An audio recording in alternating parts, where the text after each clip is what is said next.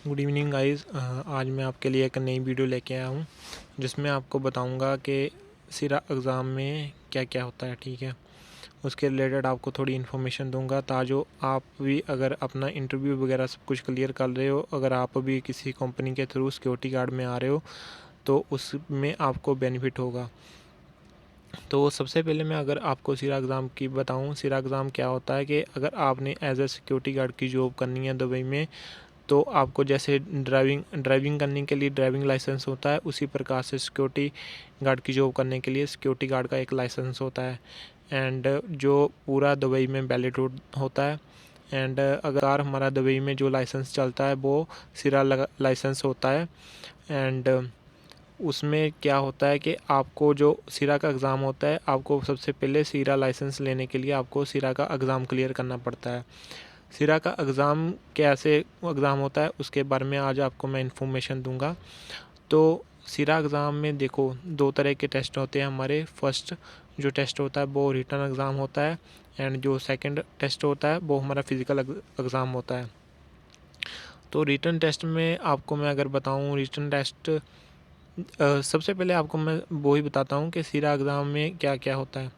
देखो सिरा आप जब इधर आ जाते हो, ठीक है, तो आपको सबसे पहले आपकी कंपनी जो है सिरा टेस्ट के एग्ज़ाम के लिए जो आपको क्लासेस लगाने के लिए भेजती हैं।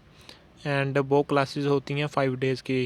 एंड 6 और 7 डे जो होता है आपका एग्ज़ाम होता है फिज़िकल एंड रिटन। तो जो आपकी 5 दिन की क्लासेस होती हैं उसमें आपको सिरा एग्ज़ाम के रिलेटेड क्वेश्चन आंसर पढ़ाए जाते हैं, एंड आपको पूरी थ्योरी पढ़ाई जाती है जिसमें आपको सिक्योरिटी के कामों के बारे में बताया जाता है, एंड सिक्योरिटी के बारे में इंस्ट्रक्शन जो भी है, जिस मतलब हर एक इन्फॉर्मेशन दी जाती है। एंड आपको 5 दिनों में थ्योरी जो है पूरी प्रॉपर तरीके से पढ़ाई जाती है ताकि आप अपना एग्ज़ाम दे सको। एंड आपको बहुत सारी इन्फॉर्मेशन वहाँ से मिलती है, एंड जिसके थ्रू आप अपने सिक्योरिटी जॉब के लिए एंड अपने सिरा एग्ज़ाम के लिए आप प्रिपरेशन करते हो। तो वो 5 दिन आप जो भी थ्योरी वगैरह पढ़ते हो वो ही आपको एग्ज़ाम में आपको देखने के लिए मिलते हैं। उसके रिलेटेड ही आपको क्वेश्चन आंसर जो है आपके सिरा एग्ज़ाम में देखने के लिए मिलते हैं।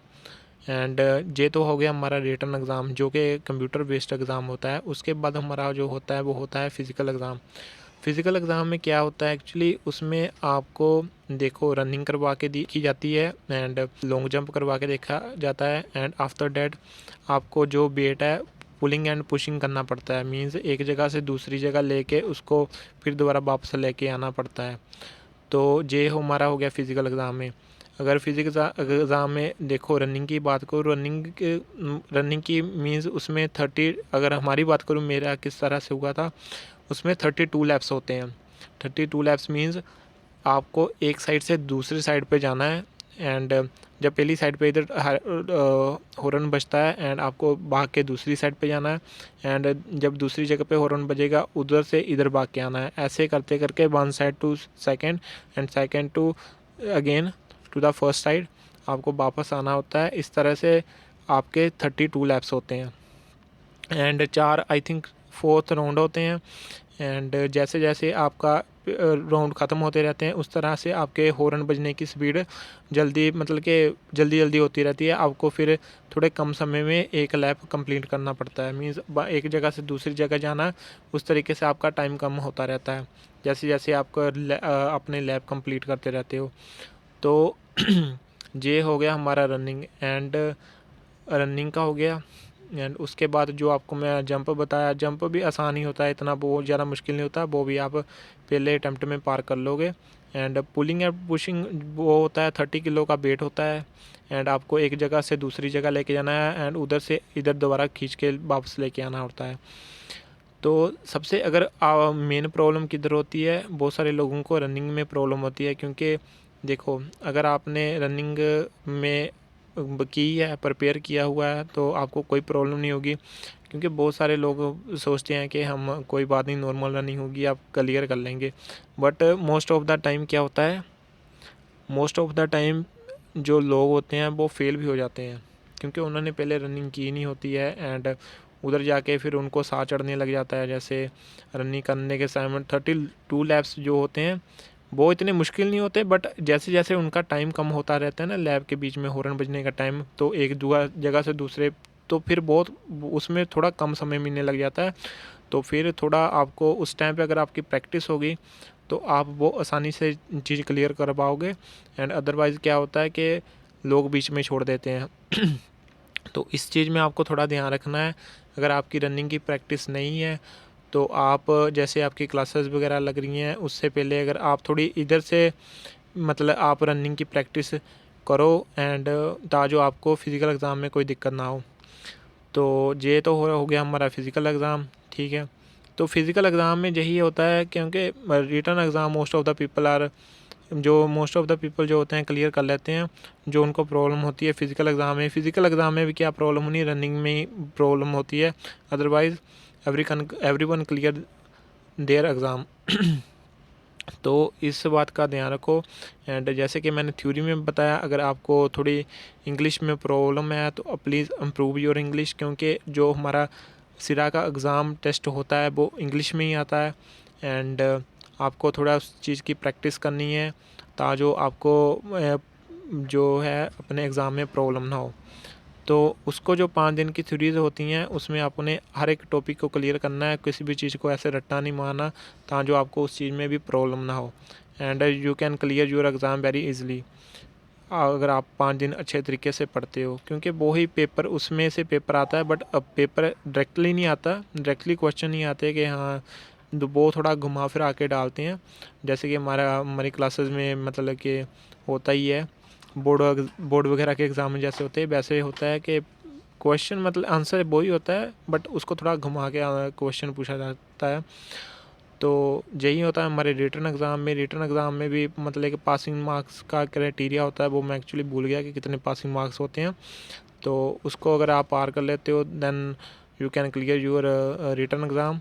एंड आफ्टर डैट जो आपका फ़िज़िकल एग्ज़ाम होता है वो तो मैंने आपको पूरा डिटेल में बता ही दिया कि कैसे कैसे होता है। सो यही होता है हमारे फ़िज़िकल एंड रिटन एग्ज़ाम में।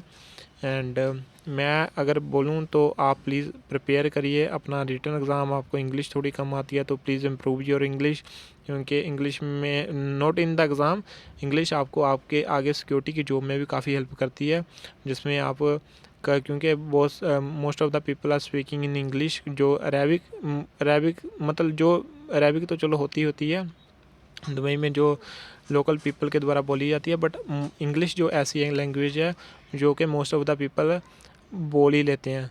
तो आप इंग्लिश इम्प्रूव अपनी करो ताकि आपको एग्ज़ाम में भी एंड आपकी जॉब में भी हेल्प करे। एंड अगर आपको लग रहा है कि आप फ़िज़िकल में थोड़ा कमज़ोर है, जैसे कि मैंने रनिंग वगैरह में बता ही दिया है, then you can also prepare for your physical exam ताकि आपको फ़िज़िकल एग्ज़ाम में भी कोई प्रॉब्लम ना हो। तो यही था मेरी आज की वीडियो में। एंड आई होप आपको वीडियो अच्छी लगी होगी। And if you have any question related to your physical exam and this written exam, तो आप अपना कमेंट जो है अपना कमेंट सेक्शन में डाल सकते हो। And if you have any personal question related to the security guard, you can also DM me on the Instagram and Facebook, and I giving the link below in the description, and you can just message me or DM me, and I definitely reply of that comment. So यही था मेरी आज की video में। तो आई hope आपको video अच्छी लगी होगी। एंड एक बात मैं और कहना चाहूँगा, कभी कभार मेरे को भी टॉपिक के बारे में मतलब सोचता हूँ कि देखो बहुत सारे होते हैं कि हर एक के मन में अपना अपना क्वेश्चन होता है। सो अगर आपके मन में भी कोई क्वेश्चन हो, मीन्स आपके मन में भी हो कि जिसके रिलेटेड मैं वीडियो बना सकूँ, आप मेरे को टॉपिक बता सकते हो। एंड मैं उसको मतलब उसके रिलेटेड पूरी इन्फॉर्मेशन देने की जो क्या कहते हैं उसको I actually little bit not good in Hindi, most of the time I speak in Punjabi and English. तो अगर आपको भी कोई टॉपिक के रिलेटेड आपको कोई वीडियो चाहिए तो आप कमेंट सेक्शन में अपना कमेंट डाल सकते हो। मैं डेफिनेटली उसी टॉपिक के ज़रूर वीडियो बनाऊंगा। तो यही था मेरी आज की वीडियो में। आई होप आपको वीडियो अच्छी लगी होगी। तो मिलता हूँ आपको नेक्स्ट वीडियो में। Thank you so much.